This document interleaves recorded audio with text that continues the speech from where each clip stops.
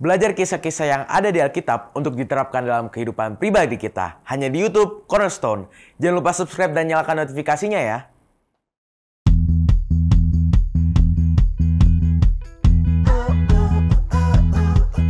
Dia mengambil satu resiko yang besar untuk pergi ke Yerusalem dengan muka sedih oleh karena tekanan yang dia rasakan demikian besar, dan raja memberikan jawaban pada itu. Kenapa pelajaran yang dimintakan bagi kita sampaikan cerita ini bahwa setiap tindakan kita punya resiko, apapun itu.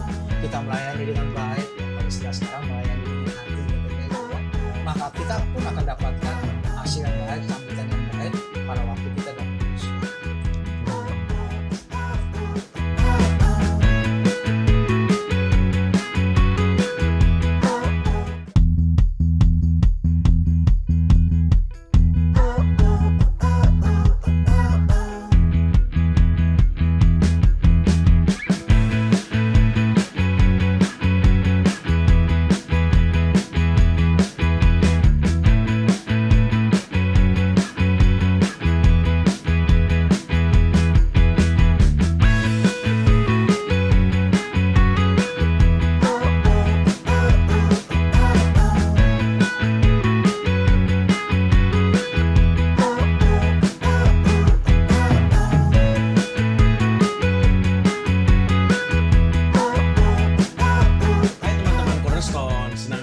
Kita bisa berjumpa lagi di episode terbaru Cornerstone Connection Hope Channel Indonesia, televisi yang mengubah hidup Anda.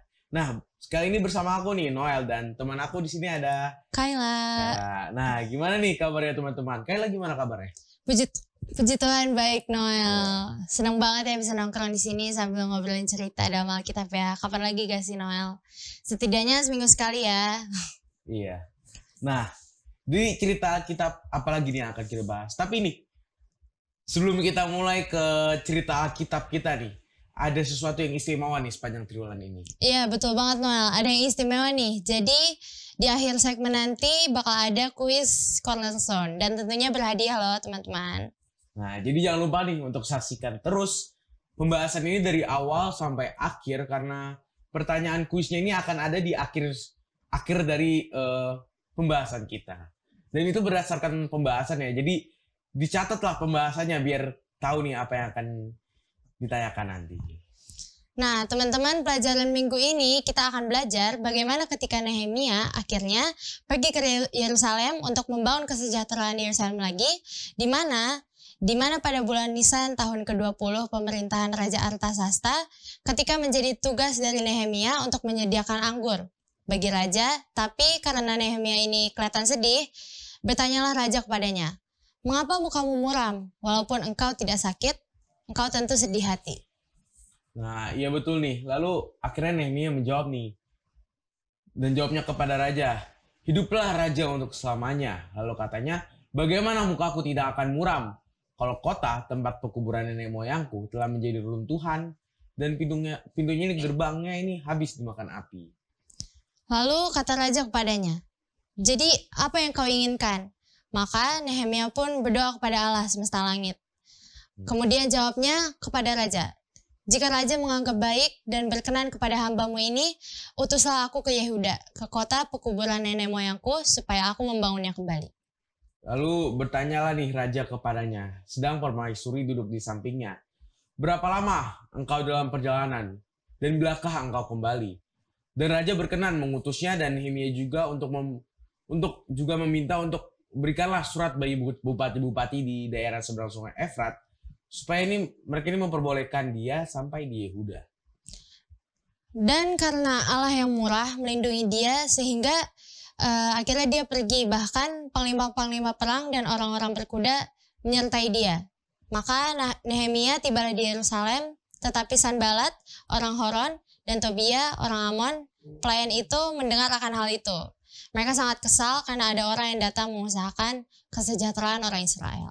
Wah, seru sekali ya cerita dari Nehemia ini. Aku jadi penasaran, dan kita harus diskusi nih lebih lanjut tentang pelajaran kita sepanjang minggu ini.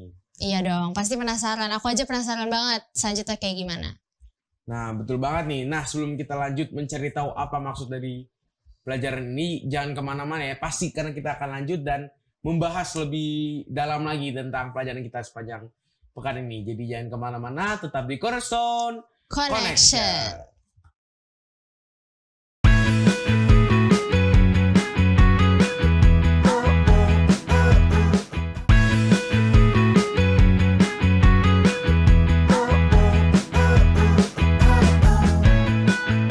Kembali lagi di Cornerstone Connections.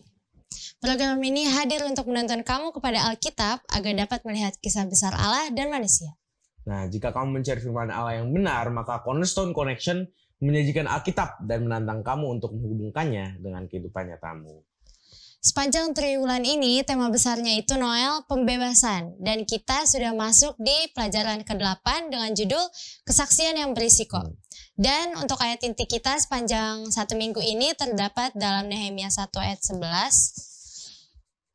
Ketika itu, aku ini juru minuman raja. Nah, pelajaran pekan ini membahas tentang bagaimana Nehemia nih yang dulunya ini seorang juru minum raja yang akhirnya pergi ke Yerusalem untuk membangun kembali Ka'bah. Nah, di segmen ini juga teman-teman telah hadir sama kita Pendeta Beni Tambunan. Shalom Pak Pendeta. Shalom Pendeta. Sehat-sehat ya. Pendeta, puji Tuhan. Nggak grogi. Nah, di segmen ini Pak Pendeta ada banyak yang ingin kami tanyakan nih, khususnya terkait dengan pelajaran kita sepanjang 1 minggu ini. Oke, saya langsung aja tanya ya Pendeta nih. Sesuai dengan pelajaran minggu ini, apakah pekabaran yang Allah ini coba sampaikan kepada kita nih melalui cerita Nehemia ini? Pekabaran yang ingin Allah sampaikan, pelajaran kita ini kan bercerita mengenai Nehemia yang punya kesaksian beresiko dengan judul berita. Ya. Beresikonya adalah di depan raja nggak boleh orang itu kelihatan muram. Nggak boleh orang itu kelihatan sedih. Hukumannya mati. Nggak ada tendang-tendang lain. Pokoknya kelihatan raja itu kita lagi sedih apa depan raja harus senang, harus bersuka, harus kayaknya bergembira. Jadi munah gitu ya. Gitu kan. Jadi pokoknya kelihatan demikian. Tapi Nehemia kan dia boleh maju, dia mukanya tetap muka sedih walaupun dalam melayani raja. Yang itu resikonya besar gitu. Resikonya besar. Tapi muramnya ataupun kesusahan daripada Nehemia itu oleh karena dia mikirkan ini kok belum bangun-bangun juga ini ya. Pelajaran kita katakan ini tempat nenek moyang saya kok belum bangun-bangun juga nih gitu loh ya. Jadi bagaimana harus kembali ke sana ya. Dan Tuhan bekerja, pelajaran kita memberikan bahwa Tuhan bekerja kepada raja yang memberikan, raja ditanya kenapa kamu sedih gitu. Ada apa ya. Jadi pas dia katakan ya saya sedih karena tempat nenek moyang saya dan lain sebagainya itu sudah menjadi runtuhan, bagaimana saya harus memeliharanya. Bagi orang zaman dulu maupun zaman sekarang ya, zaman dulu maupun zaman sekarang kalau kuburan kan walaupun udah meninggal tetap kita rawat, kita jaga apa semuanya supaya tetap bersih dan lain sebagainya ya. Demikian juga dengan zaman dulu apalagi ya. Jadi pada waktu katakan demikian maka raja pikir oke. Kalau kamu hanya mau lihat, membersihkan apa semuanya, silahkan saja. Jadi dia mengambil satu resiko yang besar untuk pergi ke Yerusalem dengan muka sedih oleh karena tekanan yang dia rasakan demikian besar, dan raja memberikan jawaban pada itu. Nah, apa pelajaran yang dimintakan bagi kita sampaikan cerita ini bahwa setiap tindakan kita punya resiko, apapun itu. Tapi ada cerita lain yang memberikan bahwa kesulitan kita itu kalau kita bersama-sama dengan Tuhan, maka Tuhan juga bekerja bagi orang yang juga akan Tuhan gunakan untuk boleh menghilangkan kesedihan kita tersebut. Oke, ada lagi nih Pak Pendeta, pertanyaan berikutnya. Ayat mana sih yang mengindikasikan kita betapa bergairahnya Nehemia terhadap proyek pembangunan ini? Mengapakah hal ini penting bagi Nehemia? Mengapa kelihatannya dia memulai perjalanan ini sendirian? Iya, ini jangan pikirin zaman sekarang ya. Zaman sekarang kan cuma naik pesawat. Oh, sampai zaman dulu tuh memang perjalanannya jauh. Dan perjalanan jauh nggak mungkin juga dia harus bawa barang-barangnya, misalnya kayu untuk apa semuanya dibawa dari tempatnya itu. Dia itu sebabnya diminta surat kalau boleh dia lewat ya. Karena banyak orang tidak suka kalau Yerusalem itu kembali dibangun. Orang Yahudi kembali ada di sana, kemudian tinggal di sana dan kembali menjadi besar. Orang tidak suka, baik orang sekitar maupun orang-orang yang akan dilewati. Jadi dia minta surat jaminan supaya dia bisa sampai dengan selamat di Yerusalem untuk membangun kembali semuanya itu, maka dia minta surat untuk perjalanannya. Jadi pada waktu perjalanan ini mendikasikan bagi kita bahwa pembangunan ini sebenarnya pembangunan proyek besar yang harus dilakukan, dan proyek besar itu tentunya tidak bisa dia bangun dari umat yang di dalam kota itu sendiri dalam keadaan susah ya, karena tertekan dan lain sebagainya. Jadi harus juga bantuan daripada negara-negara lain ataupun tempat-tempat lainnya. Itulah surat itu dia minta bantuan, sekaligus minta bantuan untuk dibawa ke Yerusalem untuk membangun kembali Ka'bah dan lain sebagainya. Sepertinya dia memang sendirian pada waktu kembali ya. Pelajaran kita sebelumnya kan mengatakan juga bahwa ini orang-orang yang di pembuangan ini yang sudah tahu hampir selesainya 70 tahun mereka harus kembali. Tapi mereka rasa bahwa ini masih lama. Ngapain sih, mereka senang dengan status quo yang ada. Jadi kelihatannya memang dia harus sendirian dan dia jalan risiko apapun sebagai seorang pemimpin, dia berjalan sendirian. Oke. Makasih Pak Pendeta jawabannya. Nih, ada pertanyaan lagi nih. Bagaimanakah hubungan antara raja dan Nehemia dan menggambarkan hubungan di antara raja dan para hamba, dan aplikasinya buat kita ini apa nih? Sehingga sih kenapa sih raja ini kayak Nehemia ini dibolehin gitu? Apa hubungannya sehingga boleh gitu? Iya, kita hanya dapatkan dia seorang juru minuman, raja ya, yang melayani raja. Dan kalau melihat sampai dia diberikan izin, bahkan dikasih surat, kamu butuh surat apa, dibikin surat, ayo ini bawa, itu berarti hubungan dekat. Ya, hubungan dekat dengan berarti bahwa dia melakukan pekerjaannya dengan baik. Ya. Apa berarti bagi kita, tugas apapun bagi kita walaupun itu kelihatannya kecil, tapi kalau kita melakukannya dengan baik, kita melakukannya dengan senang hati, kita melayani dengan baik, ya kalau istilah sekarang melayani dengan hati katanya itu ya, maka kita pun akan dapatkan hasil yang baik, sambutan yang baik pada waktu kita dalam kesusahan. Baik Pak Pendeta, terima kasih nih untuk telah menjawab beberapa pertanyaan. Jadi kita udah lumayan dapat aplikasinya nih bahwa suatu pekerjaan yang diberikan kepada kita ini benar-benar harus kita kerjakan dengan baik ya, karena seperti Nehemia aja akhirnya dapat izin dari seorang raja nih yang memegang tahta tertinggi. Nah teman-teman, sebelum kita membahas lebih lanjut nih, pasti akan lebih menarik. Tapi tunggu dulu, kita bakal dengar apa kata Profesor Corner dalam segmen Apakah Kamu Tahu berikut. Halo Sobat Cornerstone semua, kembali lagi pada saat ini Profesor Corner akan memberikan informasi yang bermanfaat terkait pelajaran kita kali ini.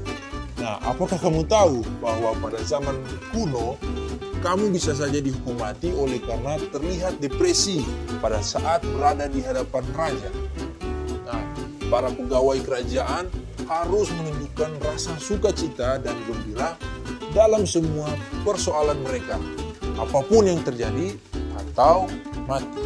Nah, untungnya raja kita ada kedamaian di dalam dirinya, dan karena itu memanggil kita untuk membawa bukan hanya sukacita ke hadapannya, tetapi juga beban dan duka kita juga. Nah, itu dia informasi dari Profesor Corner untuk sahabat-sahabat Cornerstone. Sampai jumpa di episode selanjutnya.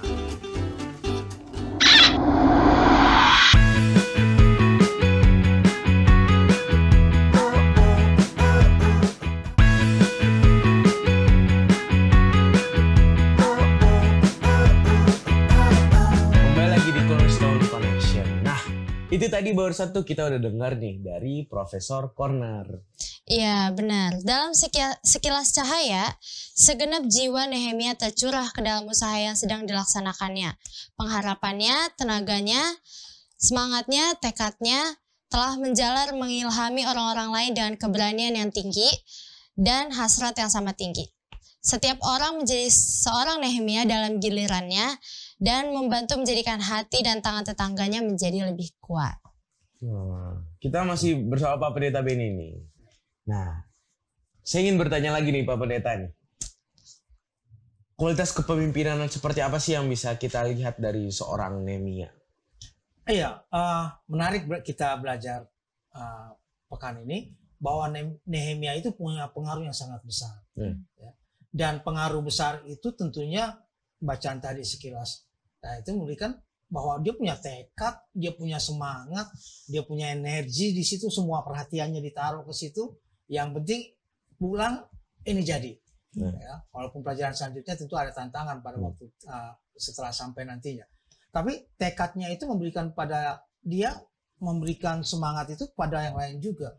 Jadi kalau misalnya sudah dapat, pulang yuk, gue dapet izin ya. Gitu. Kan kalau misalnya pulang kampung, pulang yuk, ini tiket gratis. Ya, orang paling hanya situ. Tapi kalau dikasih semangat sama dia, ayo kita harus kembali, kita bangun kembali, kita tata kembali, ya, karena alam menuntun kita untuk ke sana. Ini suratnya Allah sudah memberikan jalan dengan surat-surat yang ada. Mari kita kembali. Itu pengaruhnya sangat besar dan pelajaran kita memberikan itu orang banyak yang percaya kembali padanya untuk kembali bersama-sama dengan dia. Jadi kualitas kepemimpinan Nehemia itu sangat bagus ya kalau kita bisa aplikasikan dalam kehidupan kita. Untuk pertanyaan selanjutnya nih Pak Pendeta, Nehemia rela mengambil risiko untuk nyawanya demi perkara ini. Lalu bagaimana pelajaran buat kita saat ini ketika kita mengambil risiko atas kehidupan kita, tapi dalam kepentingan kerohanian? Iya, ada hal-hal yang kita harus ambil keputusan. Tidak bisa kita netral. Tidak bisa. Ada hal mana kita harus ambil hitam atau putih. Gitu ya. Hitam atau nggak ada abu-abu di tengah. Nah pada saat hitam atau putih yang harus kita ambil, maka kita minta bantuan Tuhan untuk membantu kita memilih mana yang terbaik untuk ini. Jadi Nehemia kita sudah belajar yang lalu bahwa Nehemia itu seorang pendoa. Dia seorang pendoa, dia banyak berdoa pada Tuhan, dia banyak berhubungan dengan Tuhan, dan pada waktu dalam keadaan yang harus membutuhkan satu keputusan, maka dia bisa memutuskan hal yang baik. Jadi kita juga demikian. Pada waktu kita harus mengambil keputusan, tanya Tuhan. Mari berhubungan dengan baik dengan Tuhan, tanya Tuhan apa yang harus kita lakukan, maka saya yakin Tuhan akan memberikan jalan bagi kita keputusan apa yang terbaik yang harus kita buat. Oke. Jadi kita benar harus minta kepada Tuhan sesuatu ya Pendeta. Nah, berdasarkan pelajaran ini nih, bagaimanakah kisah-kisah dari semua orang yang percaya yang telah tiada sebelum kita yang mengambil resiko demi perkara Allah memberikan kita kepada kita ini sebuah keberanian. Bagaimanakah perkara yang serupa dapat terlihat dalam perjalanan hidup kita? Iya, Nehemia salah satu ya. Kita sudah belajar sebelumnya Esther. Ya. Dia masih berani, kalau tidak begini tongkat dia yang habis. Kan? Tapi dia berani. Kemudian siapa lagi? Musa ya. Walaupun dia tinggal di sana, pada saat tertentu dia harus berani ambil keputusan untuk keluar, gitu kan. Jadi banyak contoh-contoh di dalam Alkitab yang memberikan bahwa memang harus ada satu keputusan yang harus kita buat walaupun konsekuensinya ada untuk itu. Ya. Konsekuensi yang ada untuk itu kita harus ambil.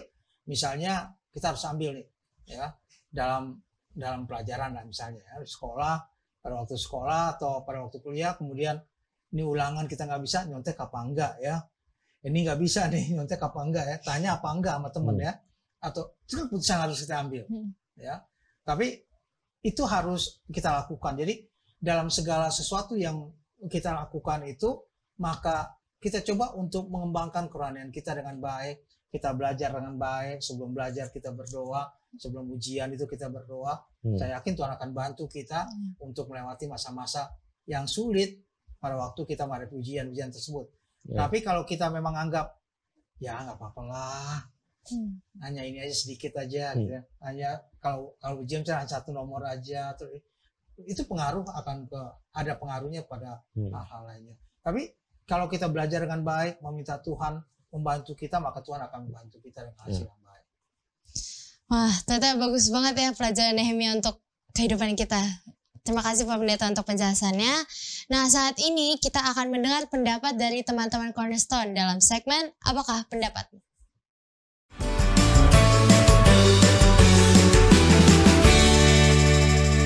Kenalkan, nama aku Nicholas Hindis. Umur saat ini 17 tahun, asal sekolah dari Perguruan Advent 1 Jakarta. Halo, nama aku Hascela dari Sekolah Perguruan Advent 1 Jakarta dan umur aku 17 tahun. Halo, nama aku Esmeralda Kisya Marsha Kalumata, kelas 9 dari Perguruan Advent 1 Jakarta. Kalau aku menjawab pertanyaan ini sih kayaknya menurutku pribadi aku cenderung lebih ke visioner. Kenapa? Karena aku itu tipe orang yang mikir dulu.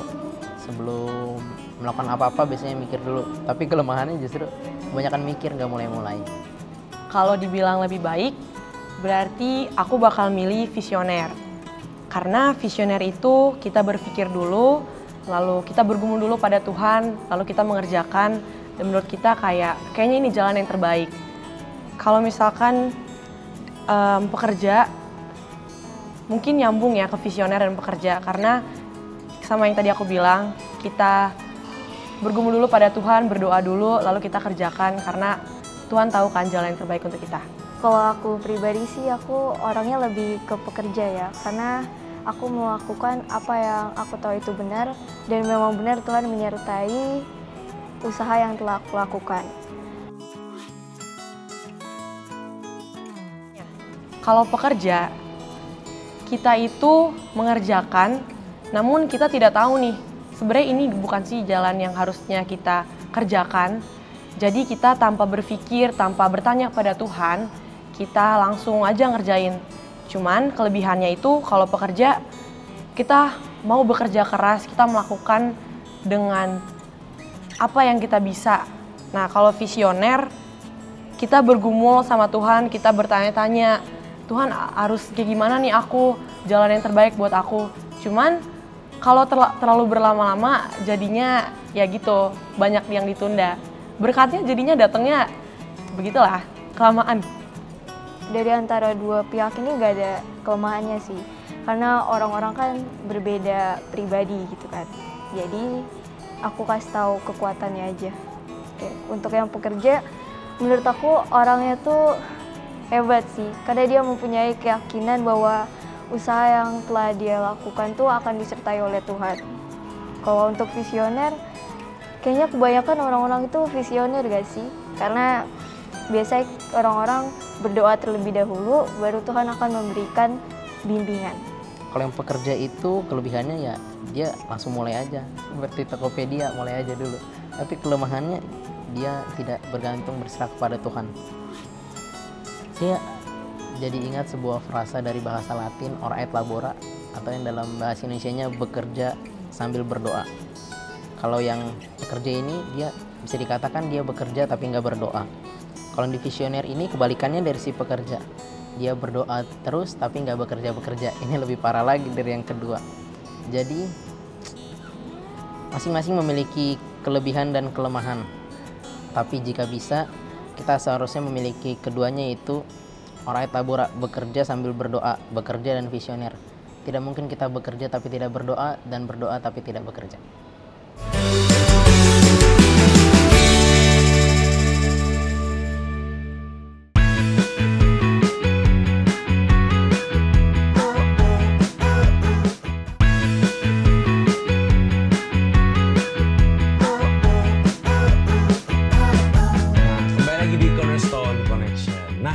Itu tadi tuh tanggapan dari teman-teman Cornerstone kita. Menarik ya, gak kerasa tapi nih diskusi kita udah mau berakhir nih. Nah, bolehlah Pendeta Benny berikan kita kesimpulan terkait pelajaran kita saat ini. Supaya sahabat-sahabat Cornerstone bisa mengingatnya dan menguat iman kepada mereka. Iya, kepada semua rekan-rekan dari Cornerstone Connection, Pelajaran kita pada saat ini bercerita mengenai Nehemia yang harus mengambil risiko yang sangat tinggi. Sebagai seorang juru minum, raja, harus kelihatan senang, harus kelihatan mukanya cerah, nggak boleh kelihatan sedih dan lain sebagainya. Ya, risikonya, pelajaran kita katakan risikonya adalah kematian. Kalaupun dia memperlihatkan hal tersebut, tapi Tuhan juga bekerja. Ya, pada waktu ditanyakan maka dia dapatkan kelepasan daripada masa-masa sulit tersebut. Bukan hanya itu saja, dia juga punya pengaruh untuk membawa orang lain juga bersama-sama untuk kembali ke Yerusalem dan membangun Yerusalem. Jadi kesimpulan bagi kita selalu ada risiko. Tetapi risiko apapun itu, jangan lupa kalau kita punya risiko, kita mengambil jalan yang benar, maka bukan hanya kepada kita tapi kepada adik-adik kita dan lain sebagainya juga akan berpengaruh untuk mengambil jalan yang benar bersama-sama dengan Tuhan. Nah, terima kasih Pak Pendeta atas kesimpulan yang telah diberikan. Nah, untuk teman-teman di rumah, seperti tadi di segmen pertama dikatakan kalau kita bakal ada kuis berhadiah nih.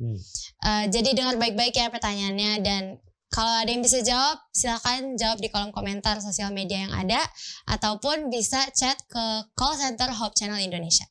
Oke, pertanyaannya adalah, sebagai apakah Nehemia pada waktu pemerintahan Raja Artasasta? Sekali lagi nih, dicatat nih ya. Sebagai apakah Nehemia pada waktu pemerintahan Raja Artasasta? Nah, jadi teman-teman ini dapat menulis jawabannya di kolom komentar YouTube atau di kolom komentar Facebook, atau juga nih dapat menghubungi call center Hope Channel Indonesia melalui nomor yang tertera di layar kaca teman-teman nih dengan format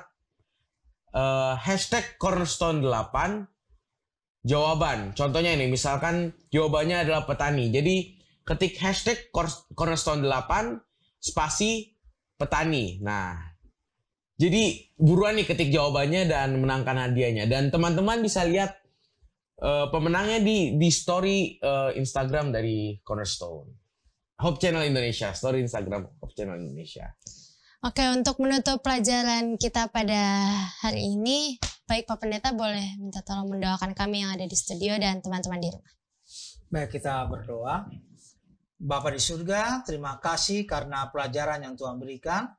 Terima kasih atas contoh Nehemia yang Tuhan berikan sebagai seorang pemimpin yang mempunyai pengaruh yang besar. Tuhan kiranya boleh menjadikan kami orang-orang muda dimanapun berada punya pengaruh untuk lebih setia pada Tuhan. Memberkati semua orang-orang muda dimanapun mereka berada, dalam kehidupan mereka sehari-hari, juga dalam segala kebutuhan mereka, juga dalam pendidikan mereka. Yang sakit, Tuhan berikan kesembuhan dan kesehatan. Ampuni segala dosa dan kesalahan kami. Kami berdoa dalam nama Anak Yesus Kristus, Tuhan dan Juru Selamat kami. Amin. Amin.